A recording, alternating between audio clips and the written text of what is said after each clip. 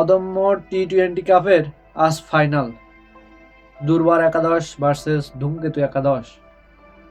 তো চলুন ফাইনালে কি কি হলো সেটা একবার দেখে আসি।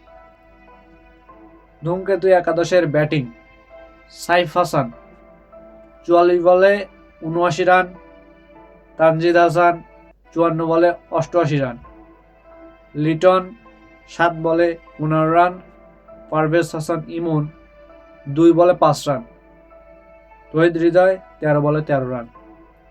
এই ছিল ধূমকেতু একাদশের ব্যাটিং লাইন আপ এবং তাদের রান। তারা মোট 108 রান 208 রান করে। দুর্বারের বোলিং তো ভালো ছিল না, এটা বোঝাই যাচ্ছে, কারণ 200+ রান হয়েছে। হাসান মাহমুদ 31 রান দিয়ে 1 উইকেট,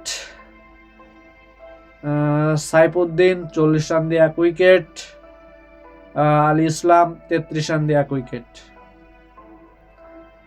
এবার জিততে পারল কি ধূমকেতু একাদশের এই টার্গেট দেওয়া রানে দুর্বার একাদশ?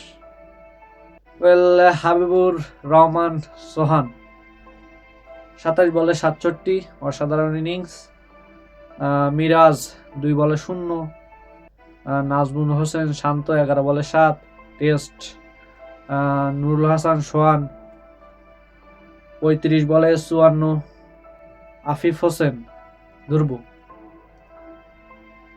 36 বলে 60, সাব্বির রহমান 6 বলে 5।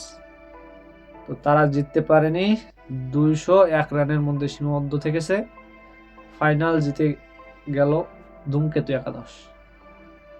ধূমকেতুর bowling line up: Mustafizur Rahman 33 run দিয়ে 2 উইকেট, রিশাদ হোসেন 39 রান দিয়ে 2 উইকেট, নাসুম আহমেদ 34 রান দিয়ে 1 উইকেট, শরীফুল ইসলাম 26 রান দিয়ে 1 উইকেট। এভাবেই দুর্বার একাদশ ও ধূমকেতু একাদশের সঙ্গেই এই কাপটার ফাইনাল শেষ হলো।